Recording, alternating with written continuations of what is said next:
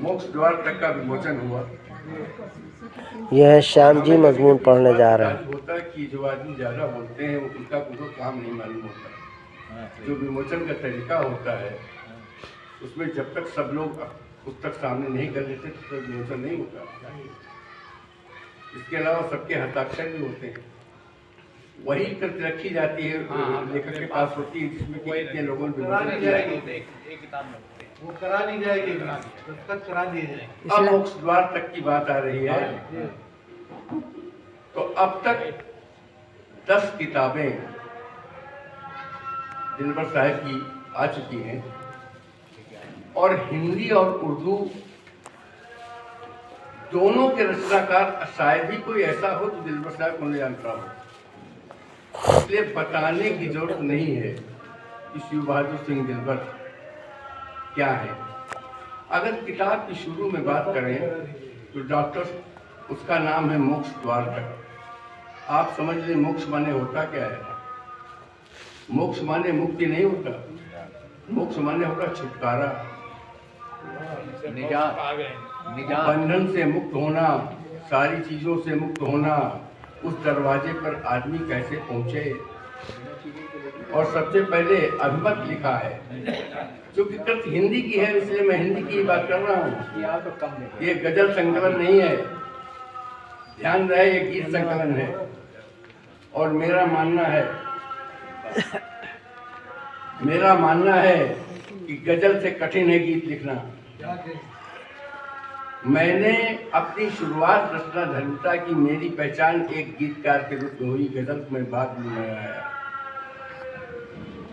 गीत लिखना कठिन है। आप कहेंगे कैसे, बता दें। टवर का इस्तेमाल न होना चाहिए पूरे गीत में, यानी टाठा डाढ़ा ना आए और पूरा गीत हो जाए। संभव है? कठिन काम है। टवर का इस्तेमाल वीर रस की कविता में होता है और गीत में टवर का इस्तेमाल न हो बहुत कठिन काम है। और गीत सममात्रिक है कि मात्रिक है कि वारणी है, कैसा है ये भी तो होना चाहिए। और एक ही विचारधारा शुरू से लेकर अंत तक होनी चाहिए। इसलिए मैं समझता हूँ गीत बहुत कठिन है। शायद ही कोई ऐसा गीत हो जिसमें टवर न हो और पूरा गीत हो। तो 10 किताबें इसमें डॉक्टर संत लाल ने लिखा है अच से इत की यात्रा। डॉक्टर संत लाल ने लिखा है अच से इत का मतलब है व्यस्त से समिष्ट, यानी एक आदमी से लेकर संसार तक की बात कही गई है। और जब दिलबर साहब ने अपनी बात लिखी है उसमें उन्होंने एक बात बड़ी मुहिम लिखी है। उन्होंने लिखा है कि हर रचनाकार को चाहिए कि अपनी पुस्तक अवश्य प्रकाशित करे। दुख की बात है, मैं समझता हूँ उर्दू के अकेले रचनाकार हैं दिलबर साहब जिनकी 10 किताबें आई। बाकी लोगों की इतनी किताबें अभी तक नहीं आई, उर्दू में भी और हिंदी में तो है ही है। पहले व्यक्ति हैं। दादा ये 11वीं किताब है। 10 किताबें हो चुकी हैं, मालूम मुझे 10 किताबें पूर्ण हो चुकी, 11वीं किताब आई है। ये पहला रिकॉर्ड है। आप कहेंगे क्यों?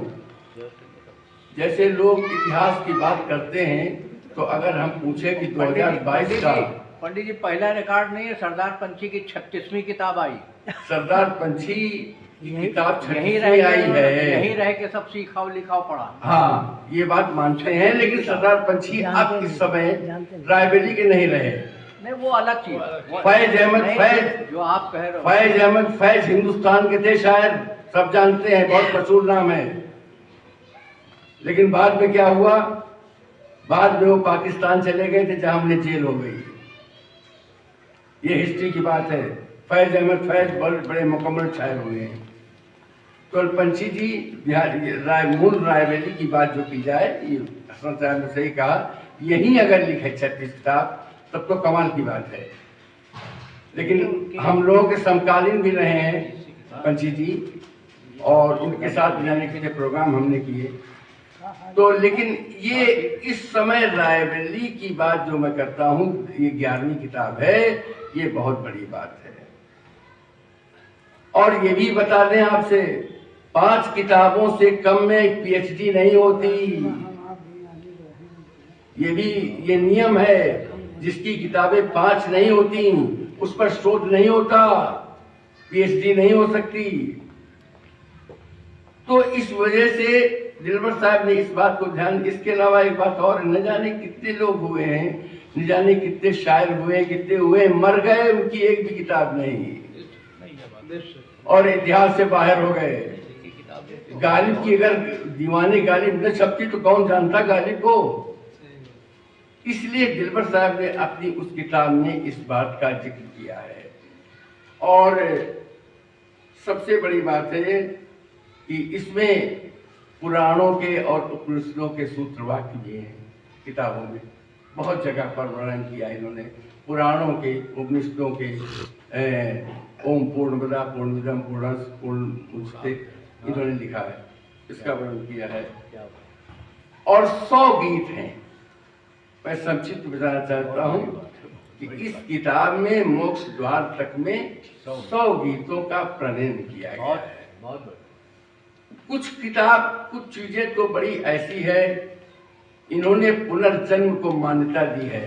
कहा जाता है इस्लाम पुनर्जन्म को नहीं मानता, लेकिन इस किताब में एक गीत है जिसने उर्दू के जरिए साबित किया है कि पुनर्जन्म होता है, और उसका प्रमाण भी लिखा। आप किताब पढ़ेंगे देखेंगे, एक रचना है जो पुनर्जन्म को स्थापित करने का प्रयास किया है दिलबर साहब ने। और जैसा परंपरा है तो भारत माता की जय, ये सब किया, ये इन्होंने किया है। आपकी तो होंगी। हाँ, एक बात है, अब जैसे इसमें मुद्रण की त्रुटियां आई हैं जरूर। अब दुख कैसे बोलते हैं, दुख में क्या लिखेंगे आप? का और खा, दुख। उत्संघल कैसे लिखेंगे? वो गलत है। और सबसे बड़ी एक गलती, जब कोई लड़का बार बार वही गलती करता है तो लगता है कि उसमें वैभवशाली। तो इन चीजों की चाहे जितना आदमी हो, मुद्रण की त्रुटियां बहुत सारी इसमें मिली हैं। बहरहाल एक बात देखा है कि इसमें कुंभ पर्व, और हाँ, एक कमजोरी होती है हर आदमी की। आप जिस भाषा में बोलते और लिखते हैं उस भाषा का प्रभाव होता है। मैं जब बंगाल में था तो बंगाली अखबार और बंगाली पढ़ना, अब यहाँ जब से आया यूपी में रहने लगा तो अब वो प्रभाव नहीं है। और भाषा सामर्थ्य, जैसे पूरे गीतों में हिंदी भाषा आपकी में हिंदी और उर्दू दोनों का खूब प्रयोग हुआ है, बहुत जबरदस्त। जबकि गीत में विरोध रहता, मैं अपनी बात बता रहा हूँ। मैं एक गीत लिख रहा था, कह रही तितली सुमन से, मचलती सरिता पवन से, दे रहा संदेश मुझकर, गुनगुना सारे वतन में, क्या नहीं मेरे चमन में। जब मैंने लिखा तो निशंक जी ने रोक दिया, क्या किया चमन में? अरे हिंदी नहीं आती क्या? गीत लिख रहे हो कि गजल? अरे भाषा सामर्थ्य यह है कि जिस भाषा में लिख रहे हो उस भाषा का शब्द मालूम होना चाहिए। तुमको दुकानते नहीं मिल रहा। तो ये बातें कभी कभी हर एक चीज, अंग्रेजी आप लिखते हैं तो अंग्रेजी होनी चाहिए, उर्दू लिखते तो उर्दू होनी चाहिए। या तो आपकी वोकैबुलरी बहुत कमजोर है, आप ढूंढ नहीं पा रहे हैं, तभी आपकी जरूरत पड़ती है। तो उसका प्रभाव है।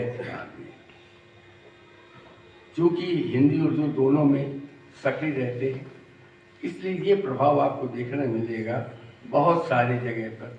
उर्दू का विधर काम है, लोक भाषा के शब्द हैं, खुसुर फुसुर, गुट्टा पाटी और कनिया, टिकुली, इन सब का इस्तेमाल दिलबर साहब ने किया है, लोक भाषा भी किया है।